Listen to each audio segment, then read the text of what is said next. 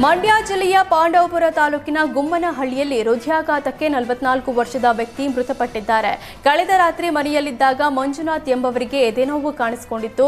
ಕೂಡಲೇ ಮಂಜುನಾಥ್ನನ್ನ ಕುಟುಂಬಸ್ಥರು ಆಸ್ಪತ್ರೆಗೆ ಕರೆದೊಯ್ಯಲು ಮುಂದಾಗಿದ್ದಾರೆ. ಆದರೆ ಆಸ್ಪತ್ರೆಗೆ ಹೋಗುವ ಮಾರ್ಗ ಮಧ್ಯದಲ್ಲೇ ಮಂಜುನಾಥ್ ಮೃತಪಟ್ಟಿದ್ದಾರೆ.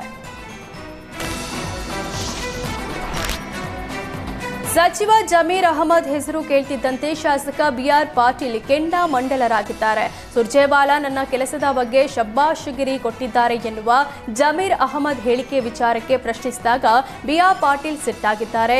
ಅವನು ಯಾವ ದೊಡ್ಡ ಮನುಷ್ಯ ರೀ ಅಂತ ಕಿಡಿಕಾರಿದ್ದಾರೆ. ಬಿಆರ್ ಪಾಟೀಲ್ ಪ್ರತಿಕ್ರಿಯೆ ಗಮನಿಸಿದ್ರೆ ಕಾಂಗ್ರೆಸ್ನಲ್ಲಿ ಸಚಿವರು ಮತ್ತು ಶಾಸಕರ ಮಧ್ಯೆ ವೈಮನಸ್ಸು ಇರೋದು ಮತ್ತೊಮ್ಮೆ ಸಾಬೀತಾದಂತಿದೆ. ಕೊಲೆ ಕೇಸ್ನಲ್ಲಿ ಲಾಕ್ ಆಗಿದ್ದ ನಟ ದರ್ಶನ್ ಕೊನೆಗೂ ವಿದೇಶಿ ಫ್ಲೈಟ್ ಹತ್ತಿದ್ದಾರೆ. ಹಲವು ಸಮಯದ ಬಳಿಕ ನಟ ದರ್ಶನ್ ಶೂಟಿಂಗ್ಗಾಗಿ ವಿದೇಶದ ನೆಲಕ್ಕೆ ಕಾಲಿಡಲಿದ್ದಾರೆ. ಡಬಲ್ ಶೂಟಿಂಗ್ಗಾಗಿ ನಟ ದರ್ಶನ್ ತಮ್ಮ ಪತ್ನಿ ವಿಜಯಲಕ್ಷ್ಮಿ ಜೊತೆಗೆ ಥೈಲ್ಯಾಂಡ್ಗೆ ತೆರಳಿದ್ದಾರೆ. ಕೊಲೆ ಆರೋಪಿಯಾಗಿರುವ ನಟ ದರ್ಶನ್ಗೆ ಕೆಲವು ದೇಶಗಳು ವೀಸಾ ನೀಡದ ಹಿನ್ನೆಲೆ ಥೈಲ್ಯಾಂಡ್ನಲ್ಲಿ ಶೂಟಿಂಗ್ ಫಿಕ್ಸ್ ಮಾಡಲಾಗಿದೆ. ಮಿಲನ ಪ್ರಕಾಶ್ ನಿರ್ದೇಶನದ ದಿ ಡಬಲ್ ಸಿನಿಮಾದ ಶೂಟಿಂಗ್ಗೆ ನಟ ದರ್ಶನ್ ಥೈಲ್ಯಾಂಡ್ಗೆ ತೆರಳಿದ್ದಾರೆ. ನಿನ್ನೆ ರಾತ್ರಿ 1 ಗಂಟೆಗೆ ಫ್ಲೈಟ್ಗೆ ನಟ ದರ್ಶನ್ ಡಬಲ್ ಟೀಮ್ ಹಾಗೂ ಪತ್ನಿ ವಿಜಯಲಕ್ಷ್ಮಿ ಜೊತೆ ಹೋಗಿದ್ದಾರೆ. 7 ದಿನ ಥೈಲ್ಯಾಂಡ್ನಲ್ಲೇ ಡಬಲ್ ಚಿತ್ರೀಕರಣ ನಡೆಯಲಿದೆ ಎನ್ನಲಾಗಿದೆ.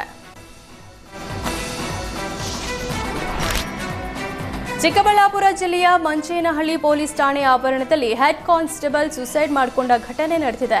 ಪೊಲೀಸ್ ಠಾಣೆ ಆವರಣದಲ್ಲಿರುವ ರೆಸ್ಟ್ ರೂಮ್ನಲ್ಲಿ ರಾಜಶೇಖರ್ ಆತ್ಮಹತ್ಯೆ ಮಾಡಿಕೊಂಡಿದ್ದಾರೆ.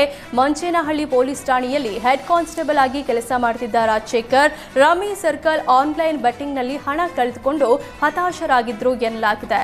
ಬೆಟ್ಟಿಂಗ್ನಲ್ಲಿ ಹಣ ಕಳೆದುಕೊಂಡಿದ್ದಕ್ಕೆ ಮನನೊಂದು ಆತ್ಮಹತ್ಯೆ ಮಾಡಿಕೊಂಡಿರುವ ಶಂಕೆ ವ್ಯಕ್ತವಾಗಿದೆ. ಸ್ಥಳಕ್ಕೆ ಚಿಕ್ಕಬಳ್ಳಾಪುರ ಎಸ್ಪಿ ಕುಶಲ್ ಚೌಕ್ಸೆ ಭೇಟಿ ನೀಡಿ ಪರಿಶೀಲನೆ ನಡೆಸಿದ್ರು.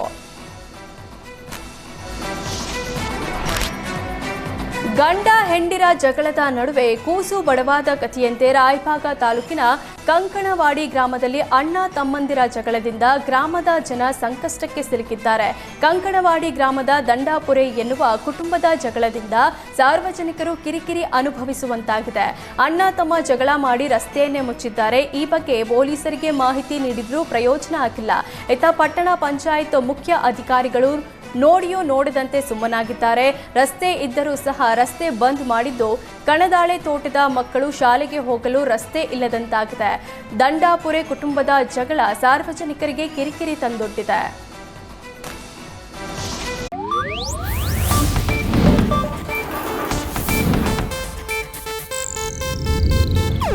ಇದು ಏಷ್ಯಾನೆಟ್ ನ್ಯೂಸ್ ನೆಟ್ವರ್ಕ್ ಪ್ರಸ್ತುತಿ.